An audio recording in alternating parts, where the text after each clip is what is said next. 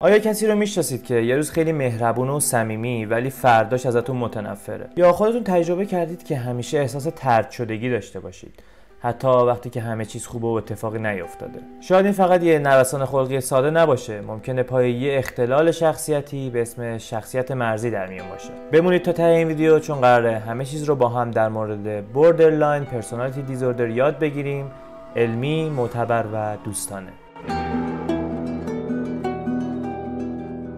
سلام، من مهدی هستم و خوش اومدید به این ویدیو. توی این کانال ما با هم در مورد اختلالات روان یاد میگیریم و راهکارهای علمی و کاربردی که میشه توی خونه ازشون استفاده کرد رو با هم مرور میکنیم. امروز میخوایم بریم سراغ یکی از پیچیده ترین و البته بدفهمیده شده ترین اختلالات روان به اسم شخصیت مرزی یا Borderline Personality Disorder. Trying to avoid real or imagined abandonment. We just are so afraid of people leaving us that when it does happen, we do everything we can to stop it. When I love hard. They're like the best person in the world. They're wonderful, they're amazing.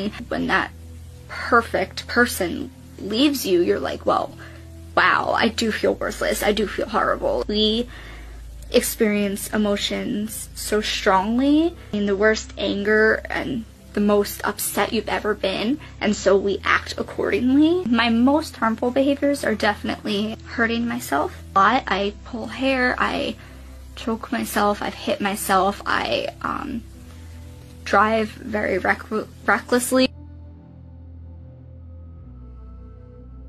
این اختلال باعث بی‌ثباتی شدید توی احساسات، روابط و در واقع حتی تصویر فرد از خودش میشه. آدمایی که با این اختلال زندگی میکنن دائم توی یک نوسانی بین عشق و نفرت گیر افتادن و این عشق و نفرت هم نسبت به خودشونه هم دیگران. بر اساس کتاب DSM-5 که یکی از منابع معتبر ما برای بررسی اختلالات روانه، 9 تا علائم رو برای این اختلال به کار برده که میگه برای تشخیص وجود حداقل 5 تا از اینا توی فرد الزامیه.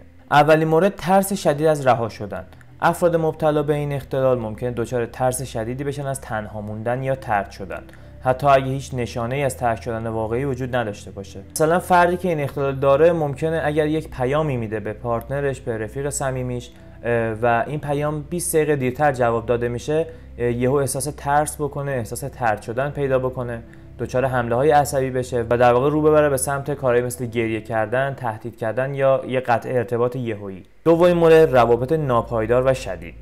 توی روابط نزدیک فرد ممکنه که ابتدا طرف مقابلش رو خیلی ایدئال بدونه، مثلا بگه تو بهترین آدم دنیایی برای من، ولی به یک باره به سمت بی‌ارزش سازی بره، مثلا بگه تو پست‌ترین آدم دنیایی. مورد سوم، اختلال توی هویت یا تصویر از خود. فرد درک پایداری از خودش نداره، ممکنه نظرش درباره خودش، ارزش‌ها، شغلش و اهدافی که داره مدام تغییر بکنه. مورد چهارم، رفتارهای تکانشی و پرخطره، مثل رفتارهایی مثل خرج کردن زیاد، مصرف مواد، پرخوری و یا رانندگی با سرعت خیلی غیر منطقی. مثلا بعد یه دعوای خیلی ساده فرد یهو میشینه پشت فرمون با سرعت خیلی زیاد رانندگی میکنه، لایه کشی انجام میده و در واقع یه رفتار خیلی پرخطری انجام میده برای اینکه اون یه اختلاف خیلی ساده براش پیش اومده. مورد پنجم، اقدام یا تهدید به خودکشی و خودزنی. رفتارهایی که خیلیامون هم دیدیم و باهاش آشناییم که اغلب برای کنترل اون درد عاطفیشون یا جلب توجه و جلوگیری از تنها شدن رو میارن به این کارها. تهدید میکنن که اگر منو ترک کنی به خودم آسیب میزنم، خودم رو میکشم یا با تیغ خودم رو زخمی میکنم. مورد ششم، نوسانات خلقی شدید و گذرا. خلقشون خیلی سریع تغییر میکنه. فرد ممکنه که طی چند ساعت از یه شادی خیلی شدید به ناامیدی مطلق برسه. دقت کنید، ممکنه برای خیلی اون پیش میاد که به طور طبیعی صبح انرژی داشته باشیم، رفته رفته که تا شب میرسه این انرژیمون داون بشه و در واقع خسته تر باشه. ولی توی این مورد اینجوریه که فرد صبح یه انرژی خیلی سرشار، یه انرژی خیلی زیادی داره، یه 2 ساعت بعدش، یه 3 ساعت بعدش یهو به یه ناامیدی خیلی مطلقی میرسه. 7، احساس پوچی مزمن، احساس دائمی بی‌معنا بودن، بی‌هدفی یا بی‌ارزشی. مورد 8، خشم شدید و کنترل نشده. فرد ممکنه که به دلایل خیلی ساده دچار خشم شدید بشه و در واقع کنترل از دستش خارج بشه. مثلا برای همون مورد پیام ممکنه پیامش یه نیم ساعت دیر جواب داده بشه و انقدر خشمگین بشه این فرد که روی بیاره به اینکه وسایل رو بشکونه، گوشیشو پرت کنه، اینور اونور بشکونه و اینجور چیزا. مورد نهم، افکار پارانویدی یا تجربه‌های گسستگی توی شرایط استرس. توی موقعیت‌های پرتنش فرد ممکنه که دچار افکار پارانویایی بشه، مثلا بگه همه دارن علیه من در واقع برخورد میکنن یا همه دشمن منن، یا حالتهای گسستگی مثل احساس جدا شدن از بدن یا واقعیت. در مورد پارانویا و شخصیت پارانوید توی چنل ویدیو داریم. در مورد اون احساس گسستگی و جدا شدن از بدن و محیط هم توی ادامه ویدیوهای بیشتری در موردش میسازیم. این بودن از 9 تا علائمی که کتاب DSM-5 به ما گفته که برای تشخیص ما باید 5 تاشو توی فرد ببینیم. حالا بریم سراغ این که علت این که این اختلال توی یک فرد به وجود میاد چیا میتونه باشه. مثل همیشه اصلی ترین دلیل ما ژنتیکه که در واقع توی افرادی که بستگان درجه یکشون به این اختلال دچارن احتمال وجود اومدن توی اونها هم بیشتره. از لحاظ نوروبیولوژی فعالیت غیر نرمال توی آمیگدال مغز، هیپوکامپ و در واقع قشر پیشانی میتونه باعث این مورد بشه. تجربیات دوران کودکی مثل سوء استفاده های جنسی یا تجربه طرد شدن از طرف والدین. بریم سراغ درمانش. آیا اصلا این اختلال درمان میشه؟ توی اول ماجرا به درمان هایی که توی کتاب بهش اشاره شده و توی منابع بهشون اشاره شده میپردازیم و توی ادامه درمانایی رو میگیم که خونگی ان، کاربردی ان و از همین الان شما بعد ویدیو میتونید ازشون استفاده بکنید. و صرفا هم این راهکارها برای کسی نیستش که دچار به این اختلال. افراد عادی هم میتونن از این موارد استفاده بکنن که هم توی موقعیتاشون تصمیم بهتری بگیرن و هم شخصیت خودشون رو بهبود بدن. خبر خوب اینه که برخلاف باور عمومی BPD قابل درمانه. اولین درمان همون DBTه.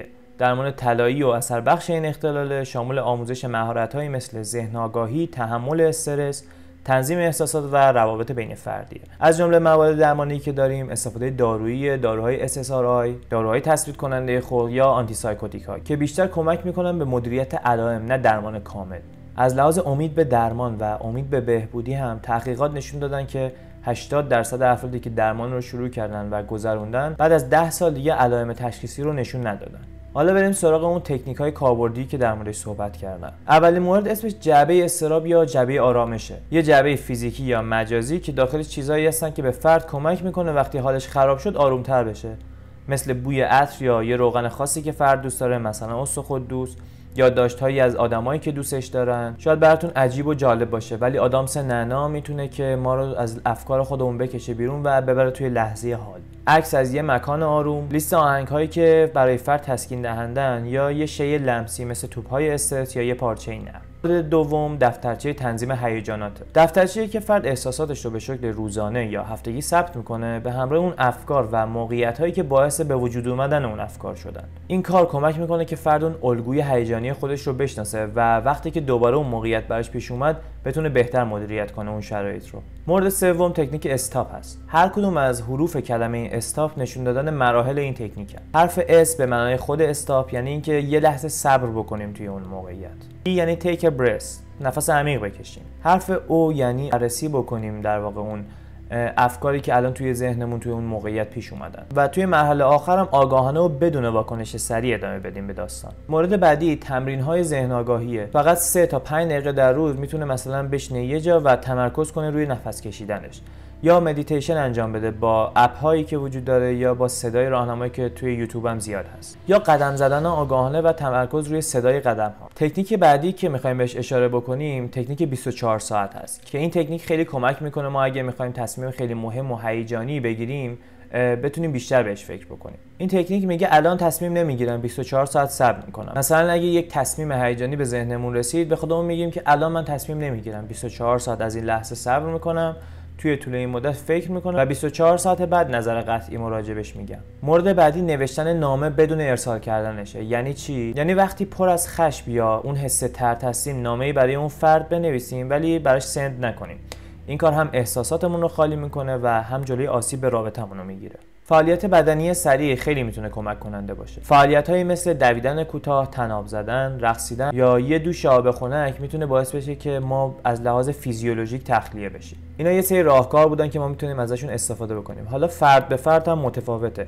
یه نفر یه کاری رو ممکنه انجام بده که روش خیلی جواب میده. شما هم اگه راهکاری دارید که روی خودتون خیلی جواب میده حتما توی کامنت ها برای من بنویسید که هم من ازشون آگاه بشم و اگر هم کسی به دنبال این راهکارها هست بتونه ازش استفاده بکنه. اگر این ویدیو براتون مفید بود ممنون میشم که لایک کنید. لایک شما خیلی میتونه باعث کمک و پیشرفت کانال من بشه. اگر سوالی در مورد این اختلال یا اختلالات دیگه دارید حتما توی کامنت برام بنویسید که توی ویدیوهای بعدی بهشون بپردازیم. یادتون نره همدلی و آگاهی اولین قدم برای تغییره. تا ویدیوی بعدی سلامت بمونید. ارادت.